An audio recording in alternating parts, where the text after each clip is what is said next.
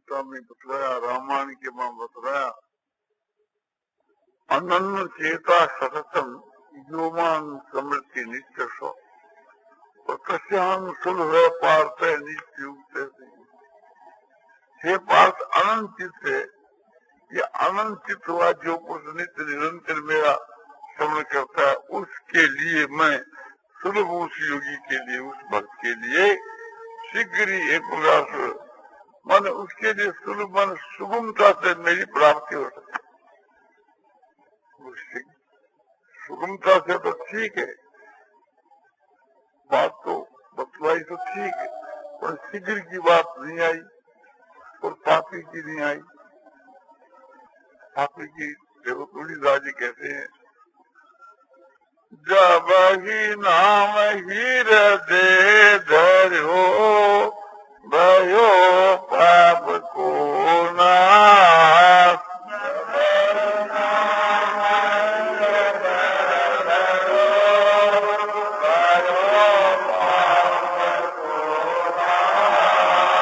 जैसे तिनगी अग्नि की परी पुराने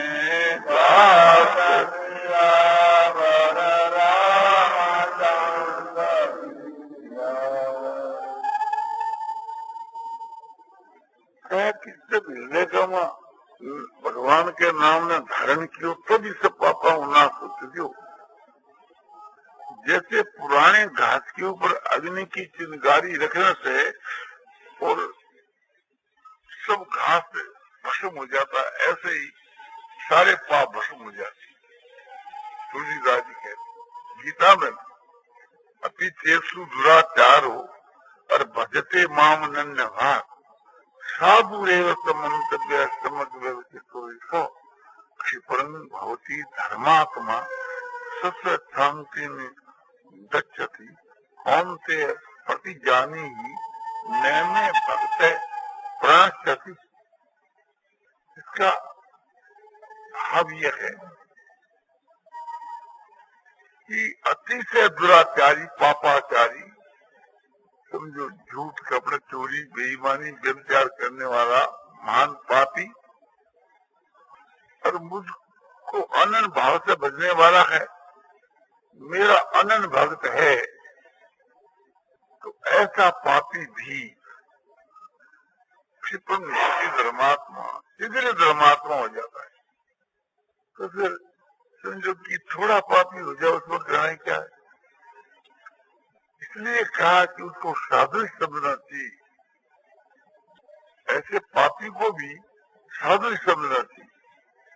क्यों? सम्यक विषय तो है वह मुझ परमात्मा में अच्छी प्रकार से निश्चय वाला है। उसने निश्चय कर लिया कि परमात्मा से बढ़कर दुनिया में कोई वस्तु नहीं और परमात्मा के भजन साधन के समान कोई बढ़कर साधन नहीं है। तो इसी के प्रताप से वो शीघ्र धर्मात्मा हो जाता है और सदा रहने वाली परम शांति को प्राप्त हो जाता है। भगवान कहते हैं कि अर्जुन, तू मेरी प्रतिज्ञा जान कि मेरे भक्त का कभी पतन नहीं होता, नाश होता ही नहीं। यह बात भगवान ने गीता की 9 अध्याय के 30-31 श्लोक में कही। अब देख सकते इससे क्या बात सिद्ध हुई? ये बात सिद्ध हुई कि पापी से पापी का उद्धार शीघ्र हो जाए। या आपको बतलाई कि थोड़े काल के बीच के तो उसका उद्धार हो जाए। क्या करने से?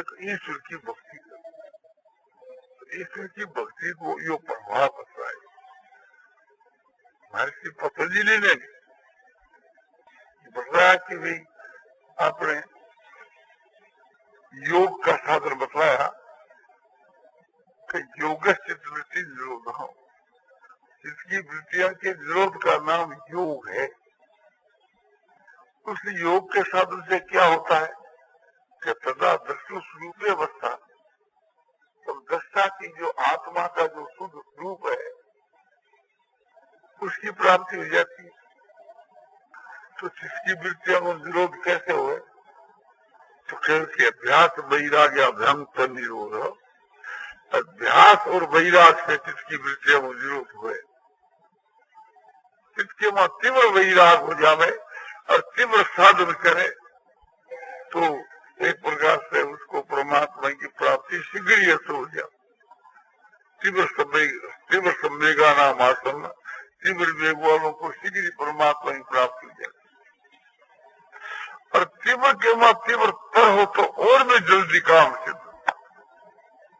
तीव्र वैराग कैसे हो गए? लोकी के ऐश्वर्य को झुड़के समान समझ करके उसे उसे प्रीति हटा दे, अपनी प्रीति हट जाए।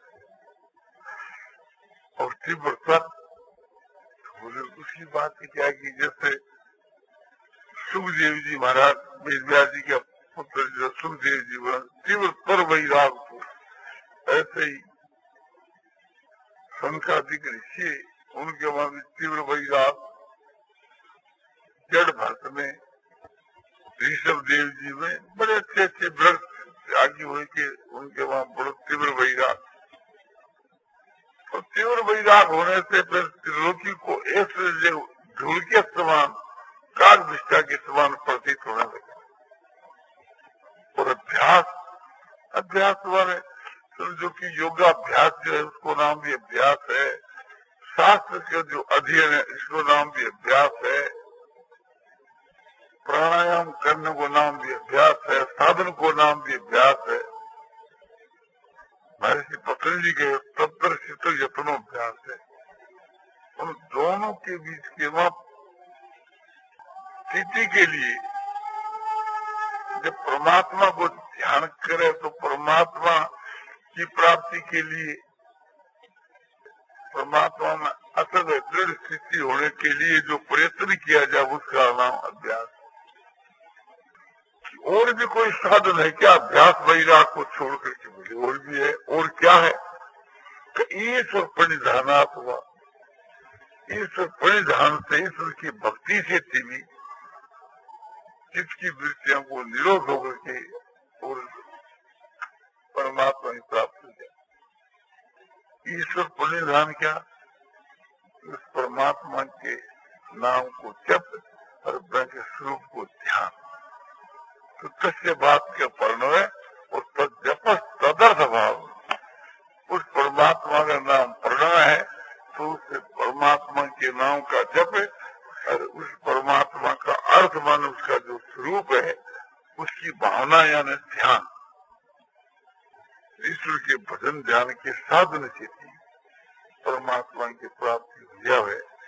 यह बात महर्षि पतंजलि भी गई है और गीता तो कभी। तो परमात्मा की भक्ति करने से शीघ्र परमात्मा की प्राप्ति। बोले ज्ञान भी स्वयं परमात्मा आप ही देवे। तेषां सतत युक्ता नाम भजतां प्रीति पूर्वकम ददामि बुद्धि योगम तम ये न मामुपयांति। तेषां केषां प्रीति पूर्वकम भजतां तेषां पुरुषाणाम, जो प्रीति पूर्व जो मुझको नित्य निरंतर जो भजते हैं उन पुरुषों को मैं वह बुद्धि देता हूँ, वह ज्ञान देता हूँ कि जिससे मेरी प्राप्ति हो जाए। तो भगवान के भजन करने से पापों को नाश भी हो जाए और भगवान के भजन ध्यान से ज्ञान भी हो जाए और भगवान के भजन ध्यान से पापों को नाश भी हो जाए और मुक्ति भी हो जाए। सारी बात एक प्रकार से ईश्वर की भक्ति से सब बात। इसलिए लाख काम छोड़ करके परमात्मा की भक्ति करनी चाहिए। और इस कलयुग के बीच के मानतो और सुगमता से भगवान ने सब साधन बतलाए, जिसमें भी भक्ति को मार्ग सब सुगम बतलाए। ऐसे मौके को पाकर के अपना काम शीघ्र बढ़ाना। नहीं तो आप विचार करके देखो, यदि हम अपना समय रुपया इकट्ठा करने में लगावे, मकान बनाने कमाने में लगा मैं, तो न मालूम हमारे कब प्राण चले जाएंगे, उन रुपयों से हमारा क्या संबंध है, क्या प्रयोजन है, न मालूम उन रुपयों का उपभोग कौन करेगा। रुपया कमाने वालों को ये बात विचारनी चाहिए कि हम जो धन संग्रह करते हैं ये रुपये क्या काम में आवेंगे। अपने पास तो कोई ऐसी निश्चित तो है नहीं कि मरेंगे नहीं, अचानक मरना पड़ेगा एक क्षण के बीच में, और आज यदि मर गई तो रुपया कमाने का हमारा परिश्रम सब व्यर्थ है। रोज हम समझो कि 1,000 के रोजगार करते रहे, महीने में 30,000 की थैली अपने घर पर समझो कि आ जावे, और थाक लग गया कि जिस कमरे में हम रहे वहाँ रुपयों की, लोटों की, गिन्नी मोहरों की, और अब हमारे जा रहे प्राण,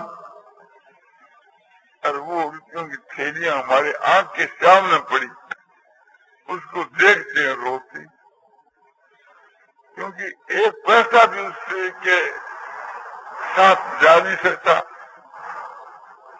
अब वो पश्चाताप करता है कि मैं अपना समय इस रुपया कमाने में लगाया, रुपया रोजगार करने में लगाया, तो वो समय अपनी आत्मा के कल्याण में लगाता तो कैसा था। फिर उस रोने से कोई गलत समय तो चला गया, जम के दूत फांसी लेकर के आ गए। अब ये सुब्र करते नहीं, न किसकी सुनते, न एक प्रकार से चलते नहीं है। गवर्नमेंट का वारंट आ जावे तो घूस पत्र भी चले, गवर्नमेंट का वारंट आ जावे तो वकील को भी खड़ा कर दे, गवाह भी खड़ा कर दे। वो तो न तो गवाह पूछे न वकील, और न रोने से माने थे, रोते ही रोते, आपसे रोते रोते सब घर वाले भी आपके रोते रोते चाहे मर जाए, जम के दूध तो सुनते ही। तो उस समय में न तो रुपये काम आते हैं, न घर वाले काम आते हैं, न कोई अपना प्यारा प्रसंग कोई भी काम में नहीं आता। तो हम रुपयों को इकट्ठा यदि घर वालों के लिए करते हैं तो मूर्खता है, क्योंकि घर वाले तो हमारे काम आते ही नहीं, कुछ भी मदद नहीं कर सकते। और हम भी रोए सुनाई नहीं होती। और यदि हम अपना समय शरीर के पालन पोषण में लगाते तो हमारे को जो लोग ले जाएंगे उनको भी कष्ट होगा। रोग क्या कि इसकी 2-4 से राख और अधिक हो जाए, और क्या होना है। और वो राख मट्टी में मट्टी मिल जाएगी, फिर कोई काम में भी तो नहीं आओगे तुम्हारे शरीर की। तो जब तक शरीर की राख नहीं होए, शरीर में श्वास है, तब तक इससे अपना काम लेना चाहिए। जिस काम के लिए मनुष्य शरीर मिले उस काम में इसको लगाना चाहिए। और मकान बनाने में हम रुपये खर्च करते हैं कि महल में हम रहेंगे, और बनाते बनाते ही तुम मर गए तो उसमें और कोई रहेगा। और तुम्हारे मरने के बाद कोई मनुष्य रहे तो क्या, गधे रहे तो क्या, तुम्हारे तुम्हें काम की चीज नहीं, तुम्हारा तो जीवन ही नष्ट रहा। और कुटुंब के पालने के लिए तुमने यदि अपना समय खर्च किया तो भी मूर्खता है, क्योंकि इसके पूर्व में न मालूम कितने कुटुंबों का तुमने पालन किया, इसके पूर्व में भी कहीं कुटुंब को छोड़कर आए हो, उसका भी तुम्हारे को पता नहीं। और यहाँ से आगे जाओगे तो इस कुटुंब का भी तुम्हारे को पता नहीं। तो फिर एक कुटुंब के लिए अपना जीवन नष्ट करना ये भी मूर्खता ही समझी जाएगी। जब ये शरीर तुम्हारा साथ में जाने का नहीं तो फिर कुटुंब की तो बात ही क्या है। कोई भी चीज तुम्हारे साथ में न तो आई और न जाए, ऐसा सोच करके जो जितना समय तुम्हारे को मिला उसको, जिस काम के लिए मनुष्य का शरीर मिला उस काम में अपना समय बिताना चाहिए। ये मनुष्य का शरीर तुम्हारे को मिला है सारे दुखों का अंत करने के लिए, और परम शांति और परमानंद की प्राप्ति के लिए ये सब होते हैं भगवान के मिलने, और उनका मिलना होता है प्रेम से, भक्ति से। तो हमको सब काम छोड़ करके भगवान में प्रेम होने के लिए भगवान की भक्ति करनी चाहिए। तो बुद्धिमान मनुष्यों को ये विचार करना चाहिए। ईश्वर ने हम लोगों को बुद्धि दी है, विवेक दिया है, इसलिए दिया है उस बुद्धि और विवेक से काम लेने के लिए। उससे हम जो काम लेना तो हमारा कल्याण बहुत शीघ्र हो जाए, और काम नहीं ले तो दुर्गति हो। जो आपको भगवान ने ज्ञान दिया है, विवेक दिया है, बुद्धि दी है, आपकी बुद्धि में, ज्ञान में जो समझ में आवे विवेक के मां, उसके अनुसार आपको करना चाहिए। उसके समझ में तो ये बात तो समझनी चाहिए ना, कोई काम करे तो पशु भी अपना हित सोचता है, और आप मनुष्य हैं तो आपको ये काम करने के पहले सोचना चाहिए कि इस काम से होगा क्या। इस काम से रुपया मिलेगा तो रुपया सब सिर पड़ेंगे या उसको खाएंगे, क्या करें रुपया। जिस काम से भगवान मिले वही काम हमको करना चाहिए, और दूसरे काम को करने की जरूरत है हमारे को क्या है। इतने वर्ष हुए, तुम्हारी आयु के बहुत से वर्ष बीत गए, और तुम्हारे को जो नाना प्रकार के दुख आज तक होते आ रहे हैं, शारीरिक दुख हो रहे हैं, मानसिक दुख हो रहे हैं, भौतिक दुख हो रहे हैं, सब प्रकार के तुम्हारे को दुख हो रहे हैं। समझो कि आदि भूति के, अध्यात्म के, आदि देवी के, और उसमें जरा भी फर्क नहीं पड़ा। तुम जैसे आज 5 वर्ष के बाद पहले थे, 10 वर्ष के पहले थे, वैसे ही तुम आज हो। तो इसी प्रकार तुम्हारा भावी का समय गया तो तुम्हारी मूर्खता ही सिद्ध हुई ना। तुम अपनी बुद्धि से तो विचारो कि तुमने क्या उन्नति की, और परम शांति, परमानंद की तो बात दूर रही। अभी तो तुमने दुखों का भी नाश नहीं किया, और दुखों का नाश करके के फिर परम शांति, परमानंद की प्राप्ति तो बाकी है। और भगवान के मां भी श्रद्धा प्रेम हुआ नहीं कि जिसके बल से भगवान प्रकट होकर के और तुम्हारा कल्याण कर दे। मनुष्य का शरीर पाकर के न भक्ति करी, न योग का साधन किया, न ज्ञान का साधन किया, न कोई कर्म योग का, न कोई ध्यान योग का साधन किया, न परमात्मा में प्रेम किया, न सत्पुरुषों का संग किया, न स्वाध्याय किया, और न समझो की जप ध्यान कर किया जिससे तुम्हारी आत्मा का कल्याण हो जावे। तो क्या किया, ये समय को नष्ट किया। आयु समाप्त होने को चली, अरे कुछ नगारा बचता है, चलने का फिक्र करो आप। अब तो एक प्रकार से ये नौबत आ गई। फिर भी अभी आप सोच करके विचार करो तो बहुत देर का काम नहीं, अभी जल्दी परमात्मा की प्राप्ति हो सकती है। किंतु संसार के ऐसा आराम, सोच, ऐसा आराम, शौकीनी और स्वाद और विलासिता, इनको ठुकरा करके और वैराग्य चित्त से माने साधन के लिए एकदम तत्पर हो जाओ, थोड़े समय के बाद परमात्मा की प्राप्ति हो सकती है। उसके लिए कोई 2-4 वर्षों की जरूरत नहीं। ईश्वर ने ये कहा कि तत्परता से साधन करो तो एक ही दिन में परमात्मा की प्राप्ति। जिससे जी को 5.5 महीना हुई, वो सज्जू का जमाना था। सज्जू के बीच के मां जो 12 महीना में काम होता, वो आज एक दिन हुआ। तो 6 महीना गुरु जी ने प्राप्त की, तो उसके हिसाब से आधा दिन ही लगना चाहिए। किंतु अपने गुरु जी की माफक साधन नहीं बने तो अधिक से अधिक 1 दिन लग जाना चाहिए, इससे ज्यादा क्यों लग रहा? प्रभु जी ने क्या साधन किया? प्रभु जी ने ओम नमो भगवते वासुदेवाय इस मंत्र का जप किया, भगवान की चतुर्भुज मूर्ति का ध्यान किया,